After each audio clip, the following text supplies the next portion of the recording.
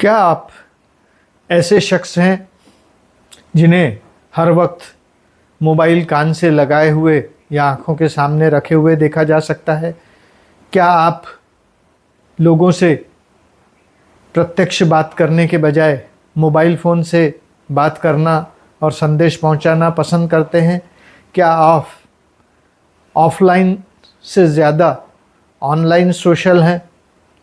तो ये आपके लिए ज़रूरी हो गया है कि आप इस मोबाइल की लत के आदी हो चुके हैं और यह आपकी मानसिक और शारीरिक बीमारियों का कारण बन रहा है, क्योंकि मोबाइल फ़ोन के अत्यधिक इस्तेमाल से आपको कई तरह के फिज़िकल, मेंटल और साइकोलॉजिकल प्रॉब्लम्स हो सकते हैं।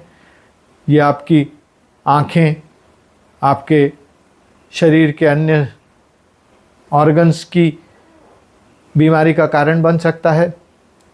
यह आपको मानसिक, शारीरिक और आर्थिक रूप से भी नुकसान पहुंचा सकता है। और जितना आप मोबाइल के साथ अपना वक्त बिताते हैं, उतना ही आप अपने परिजनों से, समाज से दूर होते चले जाते हैं। तो आइए देखते हैं मोबाइल फ़ोन के अत्यधिक इस्तेमाल से क्या क्या नुकसान हैं। पहले यह देखना ज़रूरी है कि मोबाइल फ़ोन काम कैसे करता है। दरअसल मोबाइल फ़ोन से रेडियो फ्रीक्वेंसी वेव्स निकलती हैं जो एंटीना को कैच करती हैं।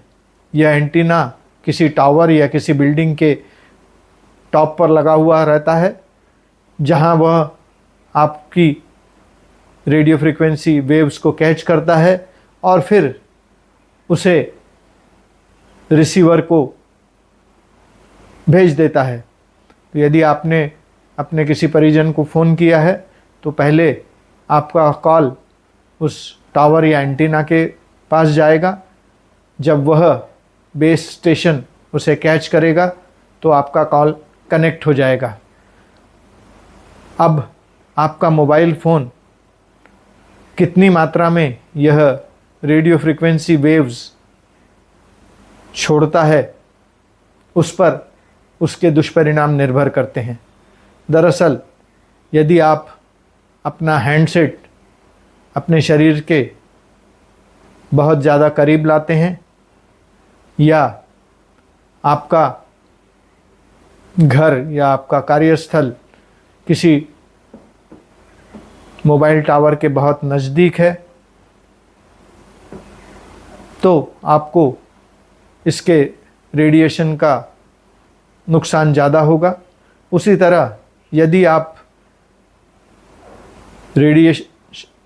रेडिएशन के लिए बचने के लिए यह सोच रहे हैं कि आपका घर अगर टावर के पास नहीं हो, दूर हो, तो भी नुकसानदायक है, क्योंकि उस समय टावर तक पहुंचने के लिए मोबाइल फ़ोन अपनी रेडियो फ्रीक्वेंसी वेव्स भेजने की स्पीड बढ़ा देता है और उसका सबसे ज़्यादा खामियाजा आपको भुगतना पड़ता है, क्योंकि आप ही उसके सबसे करीब होते हैं। तो यदि आप अपना हैंडसेट कान के पास न लाएं, दूर रखें या हेडफोन्स का इस्तेमाल करें या फिर स्पीकर फ़ोन का इस्तेमाल करें। जहाँ तक हो सके कॉल अगर ड्रॉप हो रही है तो आप किसी ऐसे स्थान पर जाएं जहाँ पर कॉल आसानी से लग जाए, तो आपको रेडिएशन का ख़तरा कम हो सकता है, क्योंकि ये रेडियो फ्रीक्वेंसी वेव्स बहुत हाई फ्रीक्वेंसी की वेव्स, इलेक्ट्रोमैग्नेटिक वेव्स होती हैं जो हमारी ब्रेन के नर्वस सिस्टम पर डायरेक्ट असर कर सकती हैं। यदि आप गाड़ी चलाते वक्त मोबाइल फ़ोन का इस्तेमाल कर रहे हैं तो यह एक जोखिम भरा काम है। भले ही आप मोबाइल फ़ोन कान से लगाए हों या स्पीकर फ़ोन पर बात कर रहे हों, दोनों ही मामलों में यह गलत आदत है, क्योंकि जब आप मोबाइल फ़ोन का इस्तेमाल करते हैं तो आपका ध्यान ट्रैफिक से हट जाता है।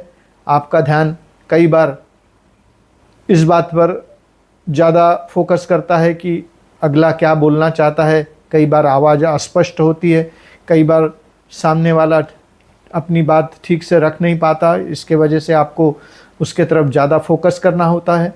आसपास के गुजरते हुए वाहनों का शोरगुल से भी आपकी एकाग्रता भंग होती है, आपको ठीक से सुनाई नहीं देता है। इसके वजह से आप अपने कानों को ज़्यादा फोकस करते हैं और अपनी आँखों का इस्तेमाल कम कर सकते हैं। उसी तरह जब आप फ़ोन पर बात कर रहे हैं तो यदि आपके आसपास से कोई वाहन गुज़र रहा है या कोई हॉर्न बजा रहा है तो आपका ध्यान उस तरफ नहीं रहता। तो यह हर मामले में न केवल आपके लिए बल्कि रास्ते पर चलने वाले अन्य वाहनों और राहगीरों के लिए भी खतरे का कारण बन सकता है। और आज की तारीख में जो सर्वे किया गया है उसमें यह बताया गया है कि रास्ते में होने वाली दुर्घटनाओं का 27% 27% कारण मोबाइल फ़ोन का इस्तेमाल करना है।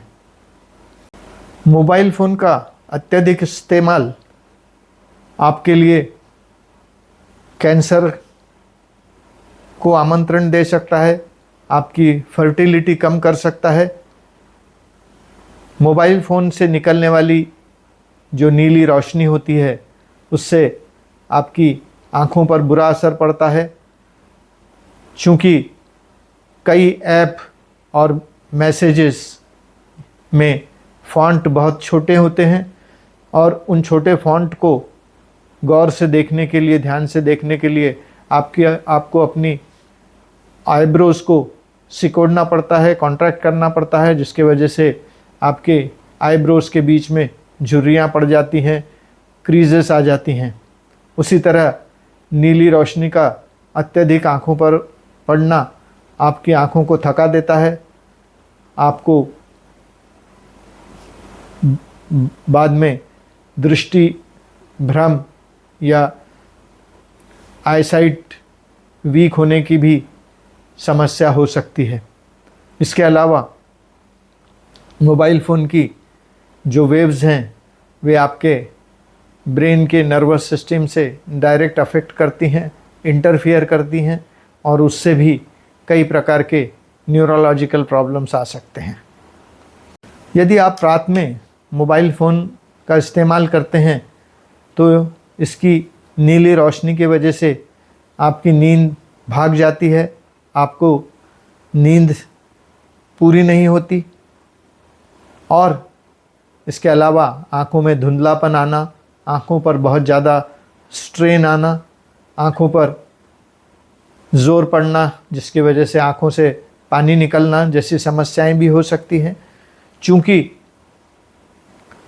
आप औरों को परेशानी ना हो करके मोबाइल फ़ोन अंधेरे में देखते हैं, जिसके वजह से आपकी आँखों की पुतलियों को मोबाइल फ़ोन का संदेश पढ़ने और समझने के लिए ज़्यादा ज़ोर लगाना पड़ता है, जिसके वजह से वह जल्दी फटीग हो जाती हैं, थक जाती हैं, उनकी मांसपेशियों में वीकनेस आ जाती है, जिसकी वजह से आगे चलकर आपको कई तरह के प्रॉब्लम हो सकते हैं।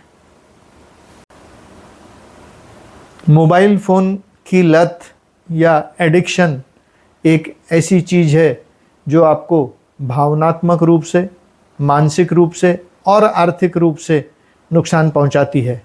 क्योंकि यदि आप सोशल मीडिया का या मोबाइल फ़ोन का ज़्यादा इस्तेमाल कर रहे हैं तो कई बार आप साइबर बुलिंग या उत्पीड़न के शिकार हो सकते हैं। चूँकि आप कोई संदेश या कोई प्रतिक्रिया जाहिर करते हैं, किसी पोस्ट पर रिएक्ट करते हैं और यदि किसी को वह पोस्ट पसंद नहीं आई या आपकी रिएक्शन पसंद नहीं आई तो वे आपको कई तरीक़ों से गाली गलौज करके, गलत बात करके आपको उकसाते हैं, आपको उत्तेजित करते हैं और प्रोवोक करते हैं कि आप भी उसी शैली, उसी अंदाज में जवाब दें, जिसकी वजह से आपकी मानसिक उद्विग्नता बढ़ जाती है। उसी तरह आप कई तरह के साइबर फ्रॉड के शिकार हो जाते हैं, क्योंकि जब आप नए नए ऐप डाउनलोड करते हैं, नई नई साइट देखते हैं, वह आपसे आपका ईमेल एड्रेस जानना चाहता है, आपका टेलीफोन नंबर जानना चाहता है। और साइबर क्राइम करने वाले लोग इसी ताक में रहते हैं कि कैसे आपकी जानकारी मिले और फिर आपको तरह तरह के प्रलोभन देकर वह आपके बैंक से पैसे उड़ा ले। उसी तरह फिशिंग या प्रमोशनल मैसेज भेजकर वो आपको कई तरीके से शारीरिक और मानसिक रूप से भी परेशान कर सकते हैं। यदि आप रात में मोबाइल लेकर सोते हैं तो उससे आने वाले संदेशों के मैसेजिंग टोन से कई तरह के संदेशों से आपकी नींद में खलल पड़ता है, आपको नींद पर्याप्त नहीं होती, जिसकी वजह से आप अगले दिन मानसिक और शारीरिक रूप दोनों से अस्वस्थ महसूस करते हैं। चूँकि आपका नींद का पैटर्न बिगड़ गया है, इसके वजह से दूसरे दिन आप समय पे उठ नहीं पाते और जिसकी वजह से वह सारे दिन की दिनचर्या बिगड़ जाती है। आपका जो काम सुबह होना है वह लेट होता जाता है और उस तरह आगे के भी काम पोस्टपोन होते जाते हैं या कई बार कैंसिल करने पड़ जाते हैं। उसी तरह मोबाइल फ़ोन के ज़्यादा इस्तेमाल से आपकी एंग्जाइटी बढ़ जाती है, क्योंकि यदि आपको कोई मैसेज आता है या कोई फ़ोन आता है तो आप यदि किसी और चीज़ में व्यस्त हों तो भी आपका ध्यान और आपकी इच्छा मोबाइल फ़ोन का वो संदेश पढ़ने की या मोबाइल फ़ोन पर बात करने की होती है, जिसके वजह से आप हर वक्त एक अनोखे तनाव में रहते हैं, स्ट्रेस में रहते हैं कि न जाने क्या संदेश आ जाए, कब फ़ोन आ जाए और आपको वह तुरंत अटेंड करना है। अब मोबाइल फ़ोन आपसी रिश्तों में भी रुकावटें पैदा कर रहा है, तनाव पैदा कर रहा है, संबंधों में खटास पैदा कर रहा है। लोग घर के भीतर अन्य सदस्यों से डायरेक्ट बात करने के बजाय संदेशों का आदान प्रदान करते हैं। वे जो वक्त पहले अपने परिजनों के साथ बिताते थे वह अब मोबाइल फ़ोन के साथ बिताने लगे हैं, जिसकी वजह से जो एक फैमिली हार्मोनी होती थी पति पत्नी के बीच, बहन भाइयों के बीच, संतान और माँ पिता के बीच जो संवाद होता था, जो हेल्दी डिस्कशन होता था, जो दिल की बात कही सुनी जा सकती थी, अब उसमें बदलाव आ गया है।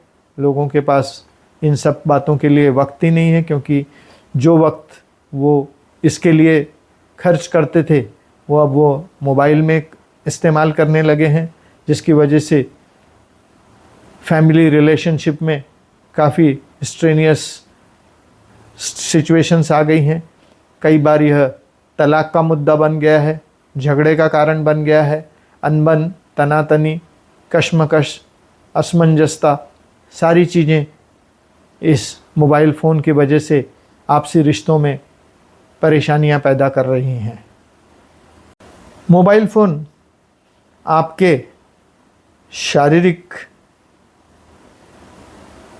स्थिति को भी बिगाड़ रहा है, आपका नींद का पैटर्न बिगाड़ रहा है, आपका रिस्पॉन्स टाइम स्लो कर रहा है, आपका एक्टिविटी जो फिज़िकल एक्टिविटी होती थी, जो आप शारीरिक श्रम करते थे, मेहनत करते थे, वह वक्त अब आप मोबाइल फ़ोन को देने लगे हैं। मोबाइल फ़ोन का इस्तेमाल उन लोगों के लिए भी ख़तरनाक है जिन्हें पेसमेकर लगा है या हियरिंग एड लगे हैं या उसी तरह के कोई और इलेक्ट्रॉनिक उपकरण उनके शरीर में हैं, जिसकी वजह से उन्हें उनके रोज़मर्रा के कामकाज में ज़रूरत होती है। और मोबाइल फ़ोन से निकलने वाली इलेक्ट्रोमैग्नेटिक वेव्स उन सभी इलेक्ट्रॉनिक उपकरणों के साथ में हेरफेर कर सकती हैं, उनकी नॉर्मल रूटीन एक्टिविटी को डिस्टर्ब कर सकती है। तो इसकी वजह से मरीज़ को कई बार काफ़ी परेशानियां झेलनी पड़ती हैं।